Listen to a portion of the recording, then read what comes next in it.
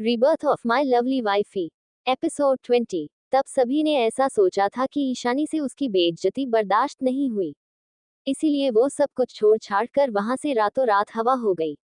यहाँ तक कि आयुषी और उसकी मां ने काफी लोगों से पूछताछ की। उन दोनों ने तो शहर के कई मुर्दा घरों में भी जांच करवाई, उसके बारे में दूसरे शहरों में भी पता लगाने की कोशिश की, मगर उनके हाथ ईशानी की कोई खबर नहीं लगी। सिलसिला कुछ सालों तक चलता रहा और आज अचानक सब कुछ शांत हो गया है। तब कहीं से ईशानी अचानक कहां से आ गई। सभी को ये लगा था कि ईशानी या तो मर गई होगी या तो देर सवेरे उसके साथ कुछ पूरा होने की खबर आएगी। खैर, फिर भी समय बीतता रहा और कुछ भी नहीं हुआ। ना तो ईशानी की कोई खबर आए और ना ही ईशानी खुद वापस आई। इसके बाद सब लोग उसके बारे में पता लगाते लगाते थक गए और धीरे धीरे उसे भुलाने लगे। कोई इन सारी चीजों की कोई खास परवाह नहीं थी, न ही उसे ईशानी की फिक्र हो रही थी। उसे ईशानी कभी भी पसंद नहीं थी। वो पहले उसकी बहुत इज्जत करता था, लेकिन जैसे ही उसे पता चला कि वो किसी दूसरे आदमी के साथ इंटीमेट हो चुकी है और इस बारे में उसने समीर को बताना जरूरी भी नहीं समझा। यहाँ तक कि वो बिना किसी गिल्ट के, बिना किसी अफसोस के उसके साथ एंगेजमेंट करने की तैयारी कर रही है। ये देख समीर समझ गया था कि ईशानी उसे सिर्फ एक प्यादे की तरह इस्तेमाल कर रही थी, जिससे वो अपनी फैमिली से बचकर भाग सके। उसके लिए समीर मल्होत्रा खानदान से दूर जाने के जरिए से ज्यादा और कुछ भी नहीं था। वो बस उसकी फीलिंग्स के साथ खेलकर उसका इस्तेमाल कर रही थी। समीर के लिए अब ईशानी एक नाली के कीड़े से ज्यादा और कुछ नहीं थी। वो उस औरत की तरह थी जिसका खुद का कोई वजूद नहीं था और समीर की दौलत शोहरत देखकर उसके साथ सेटल होना चाहती थी, जिसके साथ शादी करके उसका स्टेटस बदल जाता। यहाँ समीर और आयुषी आपस में बातें कर रहे थे और वहाँ ईशानी शहर के सबसे बड़ी और नामी ज्वेलर्स से मिलने जा रही थी। उदयपुर में प्लेटिनम मॉल शहर के सबसे बड़े मॉल में से एक था और इतना बड़ा और पॉपुलर था, लगभग शहर के सारे बड़े लोग करते थे। उस मॉल की कुछ दुकानें तो इतनी ज्यादा पॉपुलर थी कि सिर्फ शहर के ही नहीं बल्कि इंडिया के बाहर से भी लोग आकर वहाँ की चीजें खरीदते थे। वहाँ के कुछ ब्यूटिक्स के काम इतने बेहतरीन थे कि फॉरेन से भी लोग वहाँ काम करवाने आते थे। प्लेटिनम मॉल जीस फैमिली का था। दरअसल वो 3 साल पहले ही दिल्ली से आई थी। कुछ कारणों की वजह से परिवार कंगाल हो गया था। उनके परिवार के कुछ आपसी मामलों के चलते वो अपना बिजनेस ठीक से संभाल नहीं पाए। हालांकि ये अफवाह भी उड़ी थी कि एक बहुत दौलतमंद आदमी ने उनके डूबते बिजनेस को बचाया। वो आदमी और कोई नहीं बल्कि रेयांश महेश्वरी था, जिसे मुंबई का सबसे बड़ा बिजनेसमैन माना जाता था। आखिर रेयांश महेश्वरी था कौन? वो बिजनेस की दुनिया का बेताज बादशाह था और किसी को भी उसके बारे में ज्यादा कुछ पता नहीं था। दरअसल वो एक अजीब किस्म का आदमी था। उसकी कोई भी फोटो ऑनलाइन मौजूद नहीं थी, न ही अखबारों में उसके नाम पर कोई आर्टिकल छपे हुए थे। कोई उसके रहन सहन के बारे में भी कुछ नहीं जानता था और ऐसा इसलिए था क्योंकि एकांश ने आज तक कभी किसी को उसका इंटरव्यू लेने की इजाजत नहीं दी थी। चाहे फिर वो इंटरव्यू किसी बड़ी मैगजीन के लिए हो या फिर किसी बड़े अखबार के लिए। सभी को ऐसा लगता था ऐसा सब कुछ करने के लिए रेयांश ने अपने बड़े सोर्स का इस्तेमाल किया था। रेयांश महेश्वरी ने सिर्फ 6 सालों में मुंबई में अपना एक अच्छा खासा नाम कमा लिया था। उस आदमी ने अकेले ही अपनी मेहनत के बलबूते पर अपने इकोनॉमी को उठाने का काम किया था। उसने इतना बेहतरीन काम किया था, जल्दी वो एक बड़ा नाम बन चुका था। ईशानी को अचानक याद आया कि स्वर्गवासी नानी माँ महिमा ने एक बार उसे ऐसे किसी आदमी के बारे में बताया तो था और उन्होंने उसको उसके बारे में पता करने के लिए भी कहा था। हालांकि उस समय ईशानी अपना बिजनेस खड़ा करने में इतनी ज्यादा बिजी थी, उसने कभी अपनी नानी की बातों पर ध्यान ही नहीं दिया। उसे लगा पहले उसे अपने बिजनेस को एक जगह एस्टेब्लिश कर लेना चाहिए और उसके बाद ही उसे और शहरों में फैलाने के बारे में सोचना चाहिए। ईशानी की नानी भी ईशानी की मां की तरह एक फॉरेनर थी। उनका असली नाम रिचा जोसेफ था। हालांकि भारत में कुछ दिन रहने के बाद उन्हें भारतीय संस्कृति इतनी पसंद आई कि उन्होंने यहाँ बसने का फैसला कर लिया, लेकिन यहाँ बसने के बाद भी उन्हें कुछ अलग सा महसूस होता था। इसलिए पूरी तरह यहाँ की संस्कृति में घुल जाने के लिए उन्होंने अपना नाम बदलकर महिमा रॉय कर लिया और इसी नाम पर अपनी कंपनियों को भी खड़ा किया, जिन्हें आज रॉय ग्रुप ऑफ कंपनीज के नाम से जाना जाता था। इसीलिए बहुत से लोग ईशानी को ईशानी रॉय के नाम से भी जानते थे, क्योंकि वही इन कंपनीज को संभालना थी। इसीलिए ईशानी ने आज तक उस आदमी के बारे में ना तो पता करने की कोशिश की और ना ही कभी उससे मिली। मिशा, कोई तरीका तो ढूंढो महेश्वरी इंडस्ट्रीज के बारे में पता लगाने का। जरा पता तो चले कि आखिर वो लोग हैं कौन और किस तरह काम करते हैं। ईशानी ने कुछ सोचते हुए मिशा से कहा और तब तक वो दोनों मॉल के तीसरे फ्लोर तक पहुंच गए। अगर ईशानी को अपने बिजनेस को और आगे बढ़ाना था तो उसे रेयांश महेश्वरी के बारे में पता करना बेहद जरूरी था। आखिर उसे इतने बड़े बिजनेस को नई ऊंचाइयों पर ले जाने के लिए किसी बड़े नाम की जरूरत थी। ऐसा सोच सोचते ईशानी ने अचानक ही मिशा से कहा, पता करो कि आजकल मल्होत्रा इंडस्ट्रीज का क्या हाल है। क्या तुम्हें पता है, आजकल शेयर मार्केट में उनके शेयर्स के कैरेट चल रहे हैं।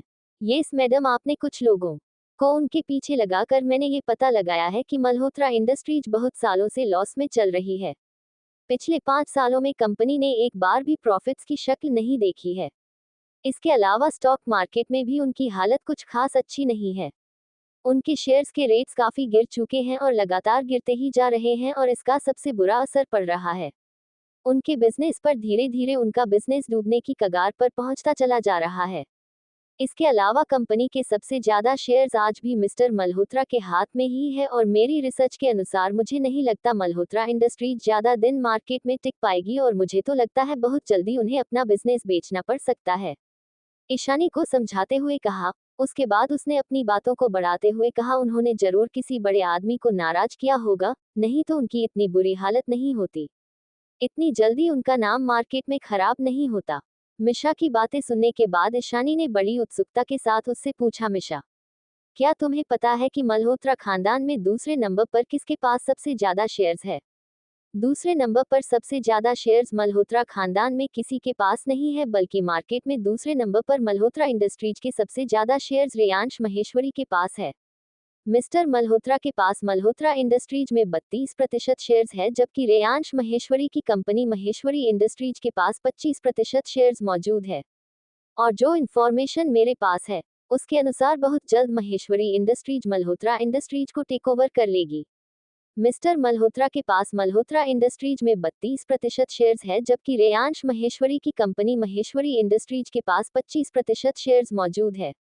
और जो इंफॉर्मेशन मेरे पास है, उसके अनुसार बहुत जल्द महेश्वरी इंडस्ट्रीज मल्होत्रा इंडस्ट्रीज को टेक ओवर कर लेगी। ईशानी को ये बात बहुत ही अजीब सी लग रही थी। इस बात पर उसने अपने माथे पर शिकन लाते हुए अजीब नजरों से मिशा की तरफ देखा। मिशा की बातें सुनने के बाद अब महेश्वरी इंडस्ट्रीज के मालिक से मिलना ईशानी को बेहद जरूरी लग रहा था। उसे ऐसा लग रहा था कि उसे इसके मालिक के बारे में अभी बहुत कुछ पता लगाना बाकी था। वो रेयांश महेश्वरी के बारे में और जानना चाहती थी। इसीलिए अपनी फिक्र जताते हुए ईशानी ने मिशा से तुरंत कहा, मैं चाहती हूँ कि तुम तुरंत पता लगाओ कि किसी आने वाले बिजनेस फंक्शन या चैरिटी के प्रोग्राम में महेश्वरी इंडस्ट्रीज के मालिक को ऐसे चीफ गिफ्ट इनवाइट किया गया है। और अगर ऐसा है तो मेरे लिए भी उस फंक्शन में जाने का अरेंजमेंट कर दो। मिशा को ये सारे इंस्ट्रक्शंस देते हुए ईशानी ज्वेलरी शॉप में घुस गई। ये वही दुकान थी जिसके बारे में ईशानी ने बहुत कुछ सुन रखा था। एक बहुत ही फेमस दुकान थी। Hello my dear Ishani. Ishani तुरंत ही उस तरफ मुड़ी जिधर से आवाज आ रही थी। कबीर, तुम ऐसा कहते हुए तुरंत ही ईशानी की मुस्कान दोगुनी बड़ी हो गई थी। वो आदमी लगभग 30 साल की उम्र का था। कबीर ने बहुत ही महंगे ब्रांडी का काले रंग का बिजनेस सूट पहना हुआ था। अचानक तुम यहाँ कैसे? You are a most welcome Ishani. Kabir ने ईशानी से हाथ मिलाते हुए कहा। इसके बाद उसने ईशानी के हाथ से उसका सामान लिया और साइड में रख दिया। अब ईशानी की लाल रंग की ड्रेस साफ दिखाई दे रही थी। उसने अपनी एक अजीब एक्सप्रेशन के साथ ईशानी को ऊपर से नीचे तक देखा और इसके बाद अपने असिस्टेंट से कहा कि वो ईशानी के सामान को संभाल कर रख दे। माशा अल्लाह, तुम तो पहले से ज्यादा खूबसूरत हो गई हो ईशानी। कबीर ने ईशानी की तरफ देखते हुए कहा, अपनी मुस्कुराहट को और बढ़ाते हुए कहा और फिर ईशानी को दोनों कंधों से पकड़ते हुए अंदर की तरफ ले जाते हुए कहने लगा, आओ मैं तुम्हें वीआईपी एरिया की तरफ लेकर चलता हूँ। मेरे पास कुछ ऐसी नायाब पीसेस हैं कि जिन्हें देखकर तुम हैरान हो जाओगी। मैं जानता हूँ कि अगर तुम उन्हें ट्राई करोगी तो उन गहनों की खूबसूरती और भी बढ़ जाएगी। मिशा ने उन दोनों के पीछे जाकर उन्हें दुकान के वीआईपी रूम तक फॉलो किया। दरअसल कबीर ईशानी को बहुत पहले से ही जानता था और वो दोनों बेहद अच्छे दोस्त थे। वो इस ज्वेलरी शॉप में कई सालों से मैनेजर का काम कर रहा था। ये तो सब लोग जानते थे, पर बहुत कम लोग जानते थे कि उस दुकान के बेहद कीमती और यूनिक डिजाइन्स बनाने के पीछे भी कबीर का ही हाथ था। वो एक बेहद ही उम्दा डिजाइनर था। उस दुकान के सारे महंगे और बेहद अलग कारीगरी के गहने वही ऑर्डर पर लेकर पूरी मेहनत से खुद ही डिजाइन करता था। इतना बढ़िया लीड डिजाइनर होने के बावजूद भी कबीर ने फैक्ट्री में जाकर काम करने के बजाय दुकान में रहकर अपने डिजाइन्स के कलेक्शन को आगे बढ़ाने की सोची। इसके पीछे कबीर का ऐसा मानना था कि फैक्ट्री में बैठकर क्लाइंट्स के लिए ज्वेलरी डिजाइन करने में वो खुशी नहीं है जो कि दुकान में बैठकर कस्टमर्स को उनके मनपसंद डिजाइन देने में है। जब कोई कस्टमर अपना मनपसंद पीस ट्राई करते हुए उसके डिजाइन की तारीफ करता है तो कबीर को बेहद खुशी होती है। कबीर का अपने काम के लिए ऐसा डेडिकेशन देखकर कंपनी के मालिक ने कबीर को दुकान पर रहकर ही काम करने की इजाजत दे दी। यहाँ तक कि वो कबीर के काम से इतने खुश और इम्प्रेस थे कि उन्होंने कबीर को गोद तक ले लिया और अपनी सारी जायदाद उसके नाम कर दी। दरअसल उस कंपनी के मालिक ने कभी शादी ही नहीं की थी। उसकी कोई संतान भी नहीं थी जिसे वो अपना बिजनेस सौंपकर उसे आगे बढ़ाता हुआ देखिए। इसीलिए उसने फैसला किया कि वो कबीर को गोद लेकर उसे अपना बिजनेस आगे बढ़ाते हुए देखेगा। दुकान के मालिक ने इसे अपना अभी तक का सबसे सही फैसला बताया था। उन्हें पूरा यकीन था कि कबीर की जादुई हाथों में बिजनेस न केवल खूब चलेगा बल्कि आगे बढ़कर नई ऊंचाइयां छूलेगा। ये सब बातें सुनने के बाद मिशा को पता लगा कि कबीर उसकी मालकिन ईशानी का बेहद जिगरी दोस्त था। ईशानी, यहाँ देखो, देख रही हो इस छोटे से मटर के दाने जितने बड़े मोती को, ये दुनिया के सबसे नए मोतियों में से एक है। कबीर ने ईशानी को एक कांच का बेहद खूबसूरत बॉक्स थमाते हुए कहा। उस बॉक्स में कानों की बालियों की जोड़ी थी जो कि बहुत ही सुंदर नगीनों से जुड़ी हुई थी। देख रही हो, ये मोती इतना खूबसूरत और डेलिकेट है कि अगर इस पर काम किया गया तो उसके नेचुरल खूबसूरती खत्म हो जाएगी। इसीलिए ये अपने पूरे फॉर्म में मौजूद है। ये लो, जरा इसे पहन कर तो देखो। कबीर ने बेहद उत्सुकता के साथ संभाले हुए उस कांच के बॉक्स को खोला और उसमें से बालियां निकाल कर ईशानी को दी। इसके बाद वो ईशानी का हाथ पकड़कर तेजी के साथ उसे बगल में लगे शीशे के सामने लेकर गया और कहने लगा, जरा देखो तो ये कितनी खूबसूरत लग रही है। मुझे पता था कि ये तुम पर बहुत ही सुंदर लगेंगी। ऐसा कहते हुए कबीर बेहद खुशी से चहक उठा। इतनी नायाब होने की वजह से ऐसी सिर्फ 3 जोड़ियां ही बनाएंगे और ये खास मैंने तुम्हारे लिए बनाई है। दरअसल मैं तुम्हें इन जन्मदिन पर ही देना चाहता था। लेकिन ऐसा कहते कहते कबीर अचानक से रुक गया। इस पर ईशानी ने तुरंत अपना रिएक्शन देते हुए कहा, कबीर, मेरा अगला जन्मदिन अगले साल आएगा। ईशानी जानती थी कि कबीर एक बेहद ड्रामेटिक आदमी है। वो सिर्फ बकवास कर रहा था। इतने सालों बाद मिलने के बाद कबीर ईशानी से मजाक कर रहा था। इसलिए ईशानी ने कबीर की बात को काटते हुए पूछा, वैसे मुझे ये बेहद पसंद आई, ये कितने की है? कैसी बात कर रही हो ईशानी, अगर तुमने इन बालियों को छू लिया है तो समझ लो इनकी कीमत ही अदा हो गई है, और अगर तुमने इन्हें पहन लिया तब तो इनकी कीमत आसमान छूने लगेंगी। तुम्हारा इनको अपने पास रखना ही इनकी कीमत अदा करने के बराबर है। मगर क्योंकि मैं तुम्हें बेहद अच्छी तरह से जानता हूँ, तो मैं ये भी जानता हूँ कि तुम इन बालियों का दाम चुकाने के लिए जिद करोगी। इसीलिए तुम्हारे कहने के पहले ही मैं तुम्हें बताना चाहता हूँ कि इन बालियों की जो भी कीमत है उससे आधे दाम पर मैं तुम्हें ये बालियां दूंगा। कबीर ने ईशानी को समझाते हुए कहा। ईशानी ने मुंह बनाकर कुछ सोचते हुए अपनी आईब्रो पर उठाए। ईशानी ने मुंह बनाकर कुछ सोचते हुए अपनी आईब्रो पर उठाए, मानो जैसे कि वह पहले से जानती थी कि कबीर ऐसा ही कुछ करने वाला था। शायद वो जानती थी कि कबीर जैसा बिजनेस के बारे में सोचने वाला इंसान, जो कि अपनी जरा सा भी प्रॉफिट को किसी के साथ शेयर करना पसंद नहीं करता था, वो इतनी आसानी से ईशानी के ऊपर इतनी मेहरबानी नहीं करेगा। ईशानी के सारे दोस्तों में से कबीर ही ऐसा था जो पहले अपने फायदे के बारे में सोचता था। उसके लिए इतने सालों की दोस्ती सिर्फ एक अच्छी बिजनेस डील को अंजाम देने का तरीका था, और जिस तरह कबीर सोचता था, ईशानी को पता था मैं भी वो इतने कीमती मोती को वो इतने सस्ते दामों में अपने हाथ से जाने नहीं देगा। हालांकि उसे ये भी पता था कि वो ईशानी को अपनी इतनी पक्की दोस्त समझता था कि उसके लिए अपने सीने पर गोली तक खाने को तैयार था। लेकिन बिजनेस अपनी जगह और दोस्ती अपनी जगह। 20 लाख, कबीर ने ईशानी से कहा। ठीक है, ईशानी ने मुस्कुराते हुए कहा। जब तक ईशानी उन बालियों को पैक कराने के लिए कहती तब तक दरवाजे पर एक खटखटाहट सुनाई दी। सर, मल्होत्रा इंडस्ट्रीज की मालकिन हाई हुई है। वो आपके लेटेस्ट डिजाइन में से कुछ पसंद करना चाहती है। एक औरत के बोलने की आवाज आई। इसके बाद उसने अपनी बात को आगे बढ़ाते हुए कहा, उन्होंने कहा है कि उन्हें आपके बेहतरीन काम ही दिखाई जाए। ऐसा सुनते ही ईशानी मुस्कुरा दी, जैसे कि ईशानी को उम्मीद थी दुश्मन अक्सर सड़क के दो सिरों पर मिल ही जाती है। ईशानी जो मुस्कुरा रही थी तो उसकी आंखों में एक अलग ही खुशी नजर आ रही थी, और उसे मुस्कुराता देख कबीर के चेहरे पर भी एक शरारती किस्म की मुस्कान आ गई। दरअसल कबीर और कनक उन कुछ लोगों में से थे जो ईशानी के बारे में अच्छी तरीके से जानते थे। उन्हें ये भी पता था जब ईशानी कहीं मिल नहीं रही थी तो उसे उसकी नानी ने ही ढूंढा था और 7 साल पहले जब ईशानी खुद को संभाल नहीं पा रही थी तब उसकी नानी ने ही उसे सहारा देकर उसे अपने पैरों पर खड़ा किया था। कनक की तरह ही कबीर के मन में भी मल्होत्रा खानदान के लिए कोई अच्छी फीलिंग्स नहीं थी। कनक और कबीर दोनों ही उन लोगों से बेहद चिढ़ते थे जो लोग ईशानी को जरा सी भी चोट पहुंचाने की कोशिश करते थे। इसीलिए कबीर ने मिसेस मल्होत्रा के आते ही ईशानी से कहा, ठीक है, अब क्योंकि वो यहाँ आ ही गई है तो तुम अंदर जाकर मेरी सीक्रेट रूम में बैठो। वहां पर एक ऐसा शीशा लगा है जिससे तुम बाहर सबको देख सकती हो, लेकिन तुम्हें कोई नहीं देख सकता है। तो तुम वहां बैठकर आसानी से बाहर जो कुछ भी हो रहा है उस पर नजर रख सकती हो। इतना सुनते ही ईशानी की आंखों में एक चमक सी आ गई। वो ठीक और उस दरवाजे की तरफ बढ़ गई जो कि सीक्रेट रूम की तरफ खुलता था।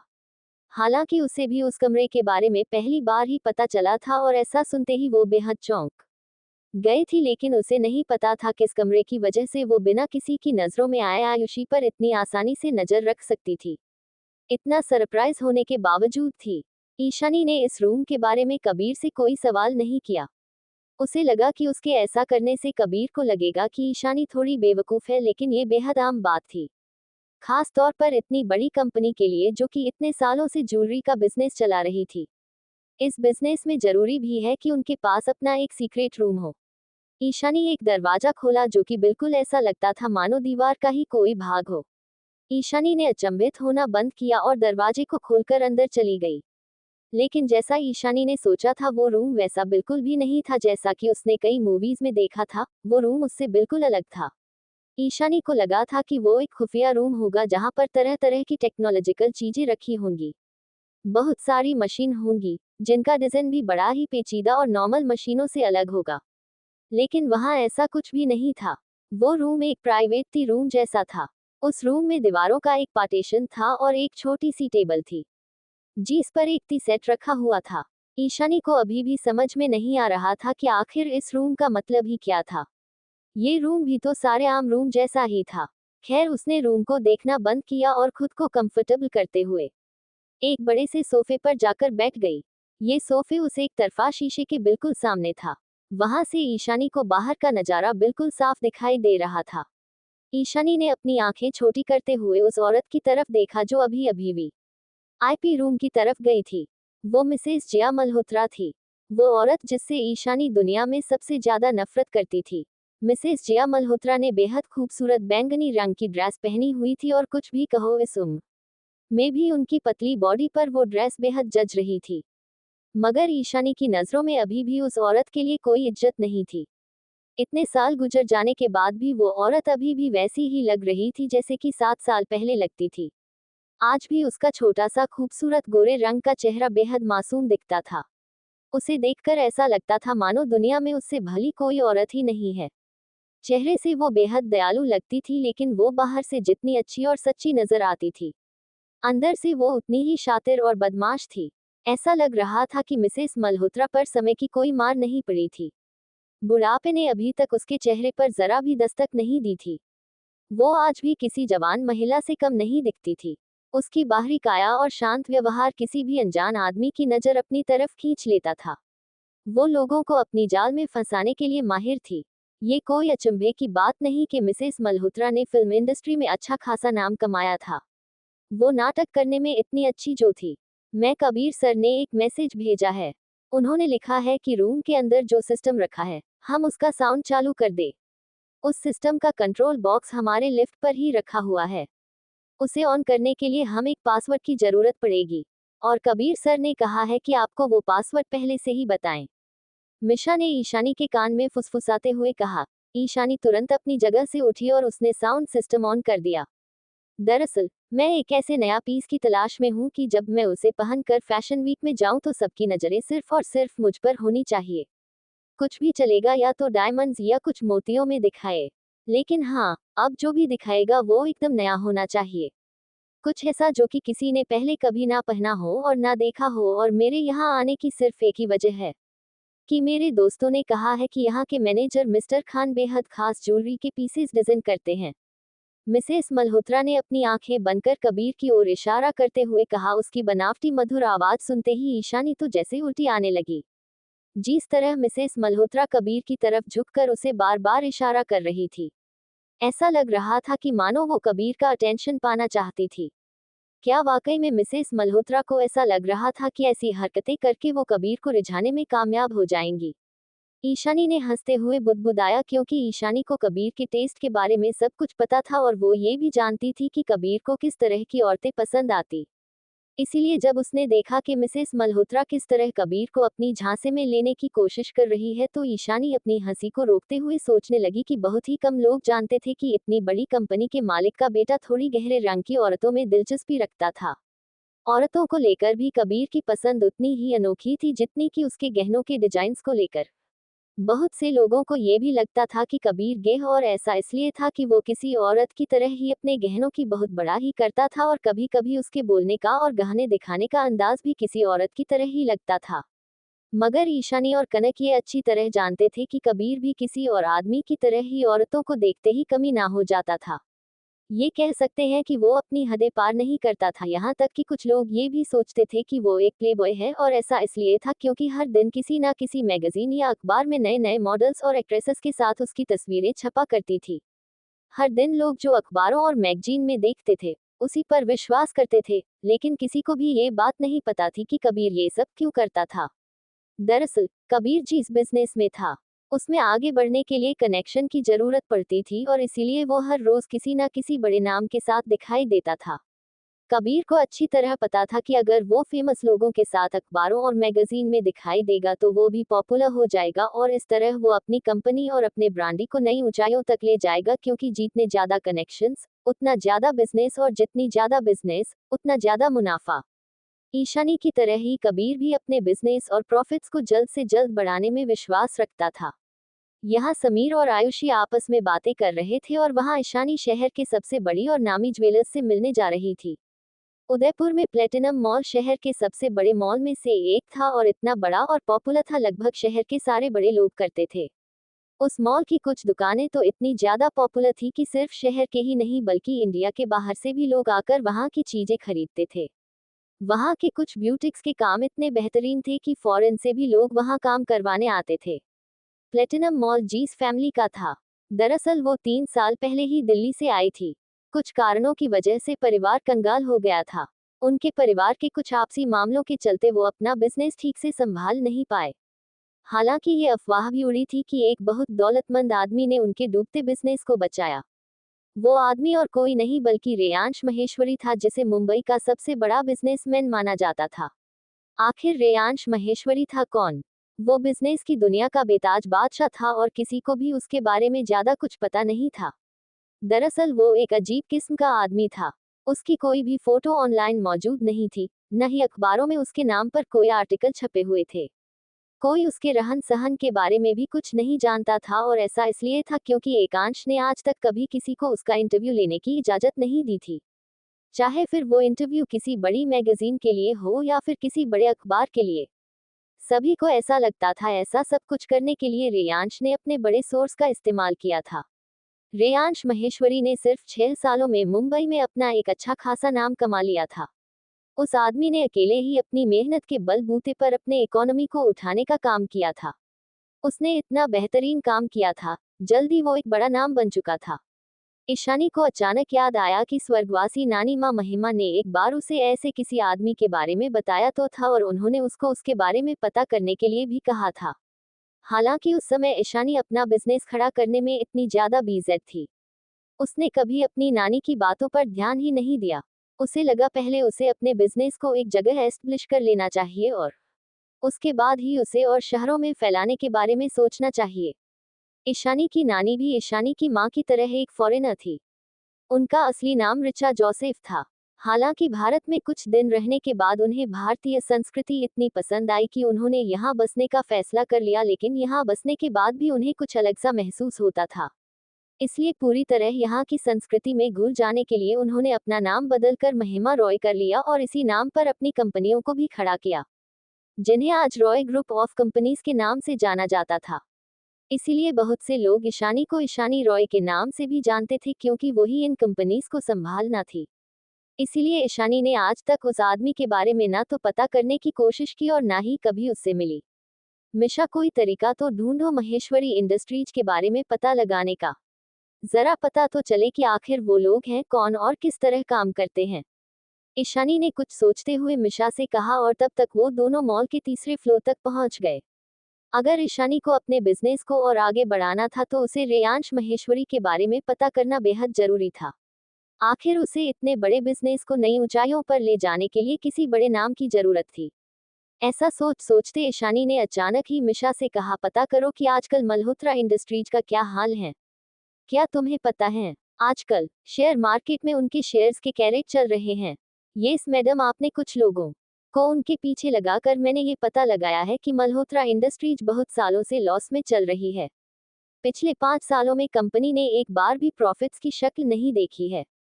इसके अलावा स्टॉक मार्केट में भी उनकी हालत कुछ खास अच्छी नहीं है। उनके शेयर्स के रेट्स काफी गिर चुके हैं और लगातार गिरते ही जा रहे हैं और इसका सबसे बुरा असर पड़ रहा है उनके बिजनेस पर। धीरे धीरे उनका बिजनेस डूबने की कगार पर पहुंचता चला जा रहा है। इसके अलावा कंपनी के सबसे ज्यादा शेयर्स आज भी मिस्टर मल्होत्रा के हाथ में ही है और मेरी रिसर्च के अनुसार मुझे नहीं लगता मल्होत्रा इंडस्ट्रीज ज्यादा दिन मार्केट में टिक पाएगी और मुझे तो लगता है बहुत जल्दी उन्हें अपना बिजनेस बेचना पड़ सकता है। ईशानी को समझाते हुए कहा। उसके बाद उसने अपनी बातों को बढ़ाते हुए कहा, उन्होंने जरूर किसी बड़े आदमी को नाराज किया होगा, नहीं तो उनकी इतनी बुरी हालत नहीं होती। इतनी जल्दी उनका नाम मार्केट में खराब नहीं होता। मिशा की बातें सुनने के बाद ईशानी ने बड़ी उत्सुकता के साथ उससे पूछा, मिशा, क्या तुम्हें पता है कि मल्होत्रा खानदान में दूसरे नंबर पर किसके पास सबसे ज्यादा शेयर्स है। दूसरे नंबर पर सबसे ज्यादा शेयर्स मल्होत्रा खानदान में किसी के पास नहीं है, बल्कि मार्केट में दूसरे नंबर पर मल्होत्रा इंडस्ट्रीज के सबसे ज्यादा शेयर्स रेयांश महेश्वरी के पास है। मिस्टर मल्होत्रा के पास मल्होत्रा इंडस्ट्रीज में 32% शेयर्स है, जबकि रेयांश महेश्वरी की कंपनी महेश्वरी इंडस्ट्रीज के पास 25% शेयर्स मौजूद है। और जो इंफॉर्मेशन मेरे पास है उसके अनुसार बहुत जल्द महेश्वरी इंडस्ट्रीज मल्होत्रा इंडस्ट्रीज को टेकओवर कर लेगी। मिस्टर मल्होत्रा के पास मल्होत्रा इंडस्ट्रीज में 32% शेयर्स है, जबकि रेयांश महेश्वरी की कंपनी महेश्वरी इंडस्ट्रीज के पास 25% शेयर्स मौजूद है। और जो इंफॉर्मेशन मेरे पास है उसके अनुसार बहुत जल्द महेश्वरी इंडस्ट्रीज मल्होत्रा इंडस्ट्रीज को टेकओवर कर लेगी। ईशानी को ये बात बहुत ही अजीब सी लग रही थी। इस बात पर उसने अपने माथे पर शिकन लाते हुए अजीब नजरों से मिशा की तरफ देखा। मिशा की बातें सुनने के बाद अब महेश्वरी इंडस्ट्रीज के मालिक से मिलना ईशानी को बेहद जरूरी लग रहा था। उसे ऐसा लग रहा था कि उसे इसके मालिक के बारे में अभी बहुत कुछ पता लगाना बाकी था। वो रेयांश महेश्वरी के बारे में और जानना चाहती थी। इसीलिए अपनी फिक्र जताते हुए ईशानी ने मिशा से तुरंत कहा, मैं चाहती हूँ कि तुम तुरंत पता लगाओ कि किसी आने वाले बिजनेस फंक्शन या चैरिटी के प्रोग्राम में महेश्वरी इंडस्ट्रीज के मालिक को ऐसे चीफ गिफ्ट इनवाइट किया गया है, और अगर ऐसा है तो मेरे लिए भी उस फंक्शन में जाने का अरेंजमेंट कर दो।